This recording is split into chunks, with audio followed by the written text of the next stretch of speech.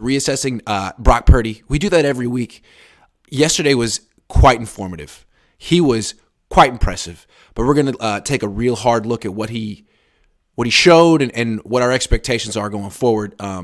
Also, we're going to look real closely at Philly because even though that game's a week away, we've seen a lot of Philly. This is the game that everyone wants to talk about. But yeah, I think we should start with Brock. So my impression of his performance, I gave him a B+, which may have been generous. I mean, he managed the hell out of the game. First of all, managed the hell out of the game, didn't turn it over, got a little lucky, but basically he didn't make any bad decisions. Extended some plays, made a few plays, won his second playoff game. Very impressive. What did you see from Brock Purdy in this game? Well, first of all, I think it's very important that we consider this kid is a rookie. What is he, 22 years old? Just turned 23. Just turned 23. So everything he's doing right now, it's impressive to me. The fact that he's able to play this well as a rookie, you don't see that a lot. So off top, it's definitely impressive. Also, a big thing for me is that we don't have many what the hell moments from Brock Purdy. I was thinking about that this morning. I'm trying to think back throughout the season. I can't even recall one moment where I was like, what the hell is he doing, right? And we had a lot of those with Jimmy Garoppolo. So that in itself is a huge achievement. He looked, probably his worst game of the season, maybe from a rating standpoint. Yeah. But I think he faced the best defense he's faced all year. And so that has to be taken into consideration. I think he did really well for what he was given. So overall, my opinion of Brock Purdy didn't really change too much. I kind of had this feeling about him all along. I think he's really close to his ceiling because of his experience. He's probably at 80% of his ceiling, maybe higher. So I don't think he's going to improve a ton like other rookie quarterbacks have throughout the history of the NFL. I think this is what we get from Brock Purdy. He'll learn a little bit about the NFL and defenses and things like that, so he can probably improve in that way. He can get stronger. He can add a little, a little zip on his passes maybe. But overall, I think this is who Brock Purdy is, and I think it's an improvement over Jimmy Garoppolo, and it's possibly good enough to win a Super Bowl this year.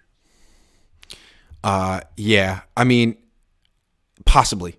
I think the thing with Purdy is like, has he been a great story? Yes. Has he been an upgrade over Jimmy Garoppolo? Yes. Was he better than Dak Prescott yesterday? Yes. Is he going to be a top-level quarterback who wins a Super Bowl? I don't know. Like yesterday, he didn't necessarily look like that. He looked like a good quarterback, a game manager who also can extend the play and create a few plays as well. But frankly, like, let's look at the quarterbacks who are left in the tournament. Yeah. Joe Burrow. Patrick Mahomes. Jalen Hurts. Brock Purdy. Like, one of these guys has a skill set that's unlike the other three. The other three are MVP caliber skill sets who can, big, can make every throw, quick, short, intermediate, deep, and can move. And Brock Purdy, like, he's just not that skill set. And I think we saw maybe he has reached the limit of his capability. I think maybe we saw the limit of that against Dallas. Like, he's not much of a scrambler. He can extend plays, but they tried a quarterback draw with him. That was ridiculous. Yeah. It was ridiculous. So, I mean, I'm a little after that game, I'm starting to think like, yeah, man, great story, but just being better than Jimmy Garoppolo doesn't necessarily mean that he's a franchise quarterback. Yeah, first of all, apologize for the notification. It's Monday. I'm funding 2 loans right now, so I apologize. Next time I come on this show, I'm going to get that fixed. It's all right. But as you were saying, man, like in regards to the 4 quarterbacks that are left, Brock Purdy is number 4. Right? Yeah. Patrick Mahomes is ahead of those guys by far. Joe Burrows, Jalen Hurts, that's tougher for me, because of what Jalen Hurts offers in the run game. But Burrows is top notch. If I had to rank them right now, I would probably go, Patrick Mahomes, obviously, Burrows, Hurts, and then Purdy. So the question is he a franchise quarterback? I'm not sure, man. He's definitely. But I mean, I think the point is with those quarterbacks, there's like a tier though. There's like a tier, And those three guys are in one tier, and it's like Purdy hasn't demonstrated that he's there yet. So however you want to rank those three, doesn't really matter to me. Yeah. And I think they're in a different class. Yeah, and I think honestly there might be 4 tiers there. I really, Patrick Mahomes to me is far better than all of them. That's one tier. Burrows, I don't know if Burrows and Hurts are on the same tier yet. They're very different. So possibly they're on the same tier. But is Purdy in that tier yet? I don't know. I don't think but in terms of not in terms of accomplishment, but let's just look skill set. Like the reason I would compare Burrow, Mahomes, and Hurts is like they all can really sling the ball deep. Yeah. But they're also efficient underneath. They're big and they can move. Like that's, and again, we're going to get to Lance a little later, but that's why the Niners drafted Trey Lance. Is they're like, you know what? We have a good quarterback, but look at the guys who win the Super Bowl. We need a guy with a super special skill set to compete.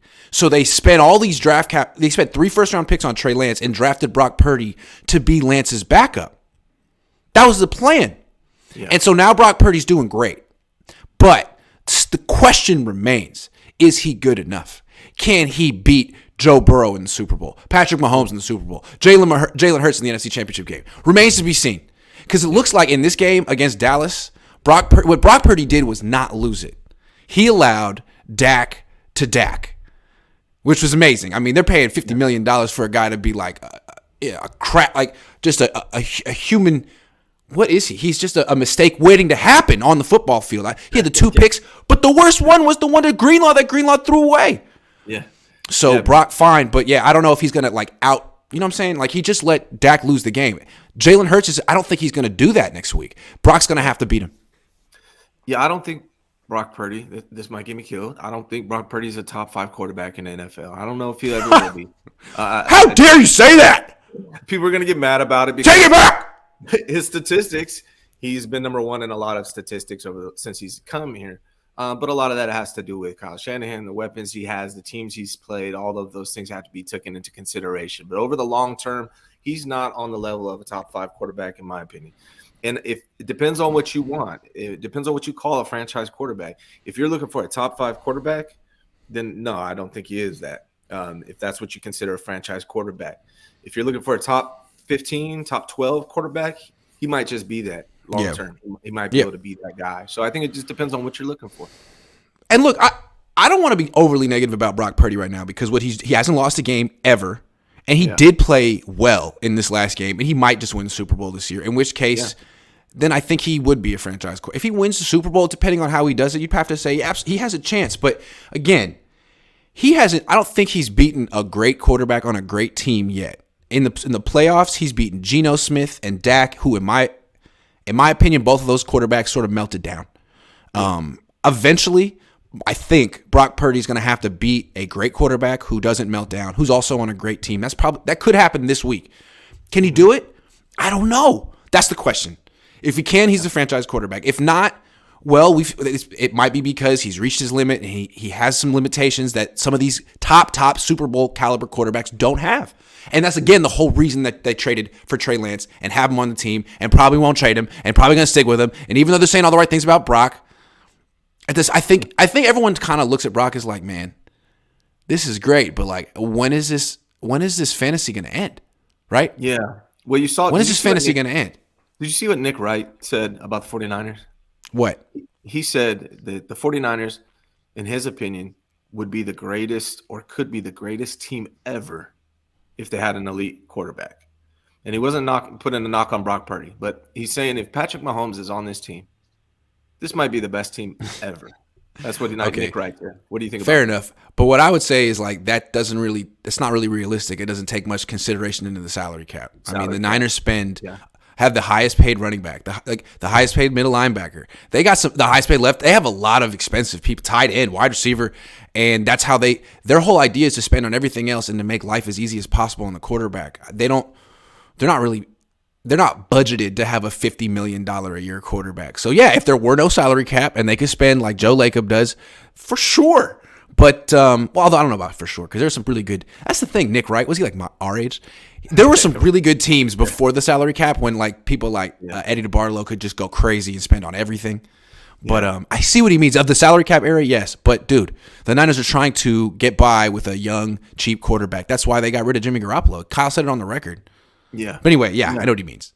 Yeah, I mean, Patrick Mahomes on a rookie deal? Sure. Yeah, Patrick Mahomes on a rookie deal on this team. Maybe, Sure. Maybe one of the best teams ever. Yeah. Trevor Lawrence. Trevor Lawrence looks good. Trey Lance. We'll see about if he ever that. Gets, maybe. Yeah. But I know what you mean. I understand why you question it, because now that he's playing, these top-notch teams, so far it didn't look like he did in the previous games against lower-level teams. Not that all the teams he played were bad; they weren't. But you definitely see a difference, and I think that's the problem that people have with Jimmy Garoppolo is when you go against these top-notch teams, is he good enough to win it all? And, the thing about Brock Purdy, like I said in the beginning, he doesn't have those what the hell moments where you're like, what the hell is this kid doing, right? You never feel that way. I felt like that with almost every game with Jimmy Garoppolo. So I think he's good enough to win a Super Bowl. Whether he becomes the franchise man for the future, that's still yet to be determined. I mean, it's just you can't get around the fact that they scored 19 points yesterday. And, there's a lot of blame to go around. And they won the game, but they won the game with their defense. And I think what we're saying is the Niners have tried to win a Super Bowl with their defense before. It doesn't really work. Eventually you go against one of these crazy good quarterbacks and you got to win it with your offense. And I think why people were so enthusiastic about the Niners' chances with Brock is they were winning games, scoring 35, 37 points. But that's not what happened yesterday. It felt more like, Jimmy might have lost that game. Jimmy can't extend those plays. Jimmy wouldn't have made that play to Kittle. That changed the game. It was a great play. I don't want to poo-poo Purdy. He's a good quarterback. He is a damn good quarterback. That rolling left, I was in the press box. I'm looking at, they cut the field in half. They had 3 guys flooding that side of no one's open. Yeah. And he has the calmness to see on the backside, Kittle. A lot of quarterbacks can't do that. So he is a damn good quarterback. But again, Dak lost the game. What Brock did in that game was make a couple plays and not lose it. Very impressive. Very freaking impressive for a rookie in a playoff game. But it's not going to be enough ultimately to win a Super Bowl. He's going to have to take it up a notch. I don't know if he can. This might be the best of Brock right now, which is damn good. Damn good. Credit to the Dallas defense because they're a top-notch defense. And that first half, they were flying all over the place, making tackles.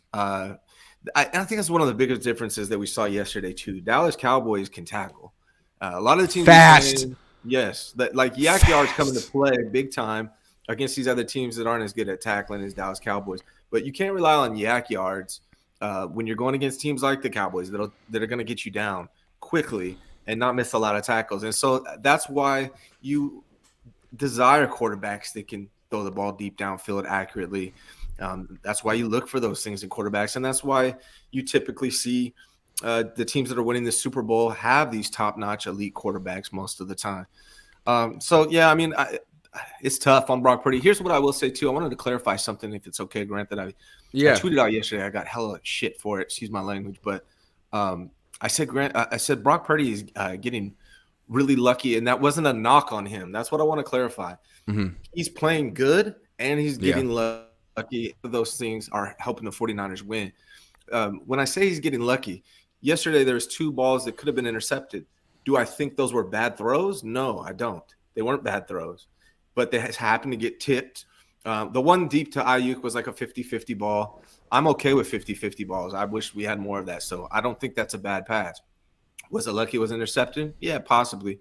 The real lucky one was he threw it. It got tipped at the line of scrimmage.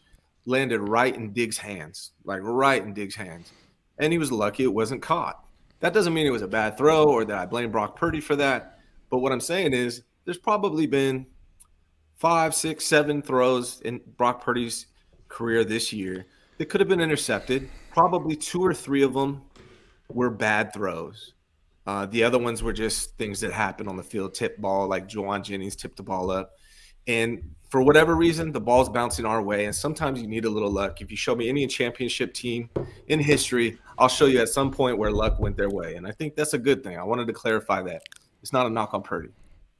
Also, we're talking about the offense scoring 19 points here. It's not all his fault. Actually, I thought he kept the offense afloat. What was interesting about last night was Dan Quinn comes in, and what were we talking about all week? Oh, well, they can't stop the run. So, what are they going to do? They can't stop the runs. They stopped the run. They freaking stopped the run in the first half. So they put 5 guys in the line of scrimmage, basically stopped it with scheme. Like, we're putting a wall right here. And what they were effectively did was put a bunch of safeties on the field and play cover 1 robber schemes and take away the middle of the field. I mean, that's a really good start against Brock Purdy and Kyle Shanahan. Like, if that's what teams are going to be doing now, really well coached, good, like stopping the run and taking away the middle of the field, Niner's got a problem. They're not going to be scoring a lot of points. And like what they can do now is, they can have these play action plays where you flood one side of the zone or clear something out and then leak out a tight end or a running back on the backside of the play, and it works, but it takes some serious pass protection, which the Niners might not. They didn't have in this game until Dallas got tired. They may not have it next week in Philly because Philly's not going to get tired, and they have a great pass rush. So the Niners are finally coming up against some teams that are, taking away their strengths. And it's interesting. And if they fall short, it's a great story, but they might need to be honest with themselves and figure out what do they do to take the next step. But we're not there yet. Yeah. We're not there yet. They haven't lost yet.